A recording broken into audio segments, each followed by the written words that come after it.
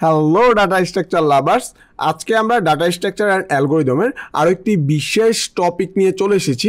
তো টপিক শুরু করার আগে আরও একটি কথা আবারও বলে নেই, সেটা হলো আপনার যত কুইরি কোশ্চেন আছে আমাদের ফেসবুকের কমিউনিটিতে আপনি আস্ক করতে পারেন, তাই ডেসক্রিপশনে লিঙ্ক দেওয়া থাকবে, আপনি জয়েন করে নেবেন। এখন আমরা জানবো স্ট্যাক অ্যান্ড কিউ এর কমপ্লেক্সিটি। এই কমপ্লেক্সিটি জানাটা আমাদের বিশেষ জরুরি, তাহলে আমরা আমাদের প্রোগ্রামের বেস্ট ওয়ে খুঁজে বের করতে পারবো।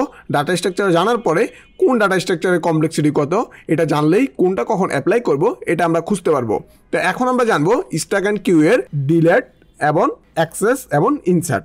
ওকে, তো চলেন আমরা এখন জানি। ফার্স্টে আমরা জানবো স্ট্যাক এর ডিলেট। স্ট্যাক কি করে, সবসময় তার শেষের যে নাম্বারটা আছে, মানে শেষের যে ভ্যালুটা আছে, সে সবসময় তাকে ডিলিট করে। ঠিক আছে, সবসময় সে শেষে থেকে ডিলিট করে, মানে লাস্ট ইন ফার্স্ট আউট, যে লাস্টে আসে তাকে সে ফার্স্টে আউট করে। এর কমপ্লেক্সিটি হলো ওয়াপ 1।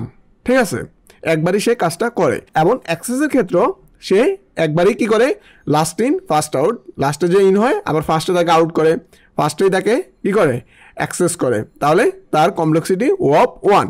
এবং ইনসার্টের ক্ষেত্রেও সে কি করে লাস্ট ইন ফার্স্ট আউট, মানে ইনসার্টের ক্ষেত্রেও সে একবারই ইনসার্ট করে, তাহলে তার কমপ্লেক্সিটি কত, ওয়াপ 1। তাহলে এই তিনটার ক্ষেত্রেই স্ট্যাকের ক্ষেত্রে কমপ্লেক্সিটি কত থাকতেছে, ওয়াপ 1। এখন যদি আমরা দেখি আমাদের কিউই কি করে, কিউইর ক্ষেত্রে যেই কাজটা হয় আমরা যদি দেখি, আমাদের এখানে তিনটা অপশন, একটা হলো কি, সে এভাবে ফার্স্ট একটা করে ইন করে, ফার্স্টে থেকে ইন করতে থাকে। ঠিক আছে, একটা করে সে সিরিয়ালি ইন করে। এখন যদি আমরা চিন্তা করি ডিকিউই, মানে কি, ডিলেটের ক্ষেত্রেও সে একটা ইন করে, ফার্স্টে যাকে ইন করে তাকে আউট করে, সিরিয়ালি তার একটা সিরিয়াল মেনটেন করে সে আসে। এই জন্য তার ডিকিউইর ক্ষেত্রে তার কমপ্লেক্সিটি ওয়াপ এন।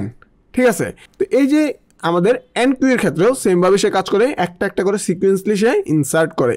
এক্ষেত্রেও আমাদের কমপ্লেক্সিটি কত, ওয়াপ এন। তো আমাদের ডিকিউ হলো ডিলেট এবং এন কিউ হলো ইনসার্ট, আর পেয়ার হলো অ্যাক্সেস, মানে যে কোনো ভ্যালুকে আমরা টার্বেস করার জন্য। তো টার্বেসের ক্ষেত্রে তার ভ্যালু কত থাকতেছে, আমরা যে লিঙ্ক লিস্টের ক্ষেত্রে আমাদের এই কি হয়, আমাদের এই কিউই ইউজ করা হয়। সে ফার্স্ট ভ্যালুতে যায় এবং নেক্সট ভ্যালু থেকে সে পরের ভ্যালুতে চলে যায়, তারপরে ভ্যালুতে যায়, তারপরের ভ্যালু থেকে নেক্সট থেকে সে পরের ভ্যালুতে চলে যায়। এভাবে সে যেতে হেড থেকে টেল পর্যন্ত যায়। ঠিক আছে, তো এই যে হেড থেকে টেল পর্যন্ত সে যায়, সেই ক্ষেত্রে সে কীভাবে কাজ করে আমরা কিন্তু লিঙ্ক লিস্টে এই সম্পূর্ণ বিষয়টি দেখেছি। তো যারা লিঙ্ক লিস্টই বুঝেন তারা অবশ্যই কিউইটি অলরেডি বুঝে ফেলেছেন। তো এই যে আমাদের দুইটা পয়েন্ট, তারা আমরা কি করব, আমরা যেই বিষয়টি বুঝতে পেরেছি অ্যারের ক্ষেত্রে। ঠিক আছে, অ্যারের ক্ষেত্রে কিন্তু আমাদের স্ট্যাক ওয়েটা কাজ করে, কিন্তু স্ট্যাকের মধ্যে সীমাবদ্ধতা আছে। সে লাস্ট থেকে লাস্ট ইন ফার্স্ট আউট, সে লাস্টে থেকে সব সময় কাজ করে, ফার্স্টে থেকে কাজ করে না, সিকোয়েন্সলি সে ফার্স্টে যায়। ঠিক আছে, এবং লিঙ্ক লিস্টের ক্ষেত্রে হেড থেকে টেলের পর্যন্ত যায়, মানে আমাদের যেই লিঙ্ক লিস্ট আছে সেক্ষেত্রে কিউই কাজ করে। সে ফার্স্টে ভ্যালুতে যায় এবং পরে নেক্সট থেকে আবার পরে ভ্যালুতে যায়, এভাবে সিকোয়েন্সলি সে কাজ করে। তাহলে আমরা অবশ্যই বুঝতে পেরেছি যে আমাদের স্ট্যাক এবং কিউই কোনটা কোন ক্ষেত্রে কাজ করতেছে। একটা লিঙ্ক লিস্টের ক্ষেত্রে কাজ করতেছে, আরেকটা কিন্তু অ্যারের ক্ষেত্রে কাজ করতেছে, কিন্তু স্ট্যাকের মধ্যে সীমাবদ্ধতা রয়েছে। তো আশা করি সবাই বুঝতে পেরেছেন। সবাই ভালো থাকবেন, সুস্থ থাকবেন এবং বেশি প্র্যাকটিস করবেন, আমাদেরকে সাপোর্ট করবেন।